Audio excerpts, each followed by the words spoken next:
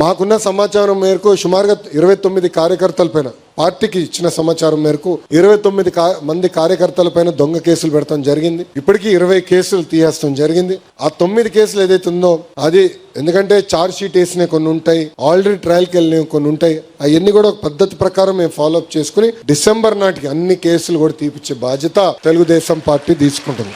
గతంలో పనిచేసినప్పుడు ఉపాధి హామీ కానీ అన్ని బిల్స్ పెండింగ్ ఉన్నాయి. దాదాపు 90% మనం క్లియర్ అయింది. 10% పెండింగ్ ఉంది. పెండింగ్ కూడా ఎందుకుందో 2 విషయాలు ప్రధానంగా. దాంట్లో కొన్ని వర్కులు చేసిన వర్కులు ప్రీ క్లోజ్ అయిపోయినాయి, పనులు అవసరం లేదని కేంద్ర ప్రభుత్వానికి వాళ్ళు లేఖ రాసి గల అది లాక్ చేస్తారు. సో పేమెంట్ చేయలేకపోతున్నాం. కేంద్ర మంత్రి గారితో స్వయంగా బాబు గారు మాట్లాడారు. దానికి ఒక విధానం ఎతికి దాన్ని ఎట్లా చేయాలని దానిపైన కొంత వర్కౌట్ చేస్తున్నాం. రెండోది విజిలెన్స్ పెట్టి చేసిన మంచి పనులు కూడా 10%, 15%, 20% హోల్డ్ చేశారు. ఆ విజిలెన్స్ ఎంక్వైరీ పూర్తి చేస్తున్నాం, చేసి ఆ డబ్బులు తిరిగి ఇప్పించే బాధ్యత కూడా మేము తీసుకుంటామని ఈ సభాముఖంగా కార్యకర్తలందరికీ నేను హామీ ఇస్తూ ఈ రోజు మనం గెలిచాం.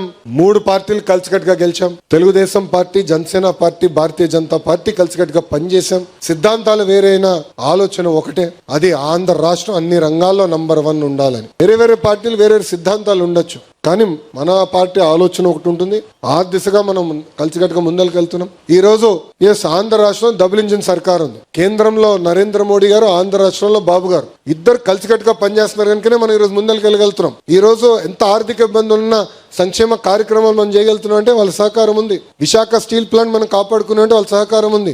రైల్వే జోన్ వచ్చిందంటే వాళ్ళ సహకారం ఉంది. రేపు కర్నూలులో ఏకంగా మనకి హైకోర్టు బెంచ్ వస్తుంది, దాని కూడా కేంద్ర ప్రభుత్వ సహకారం ఉంది. అంటే ఆంధ్రులు కోరిన అన్ని కోరికలు ఈరోజు పద్ధతి ప్రకారం నరేంద్ర మోడీ గారు తీర్చుకుంటూ వస్తున్నారు. అందుకే మన యోగా డేకి నేను వస్తానంటే ఒక పట్టుదలతో, ఒక కమిట్మెంట్ తో, వాళ్ళు అడగపోయినా ఒక రికార్డ్ సాధించాలని 3 లక్షల మందితో ఒక రికార్డ్ సాధించి గౌరవ ప్రధానమంత్రి గారికి ఒక కానుకగా మనందరం అందజేశాం.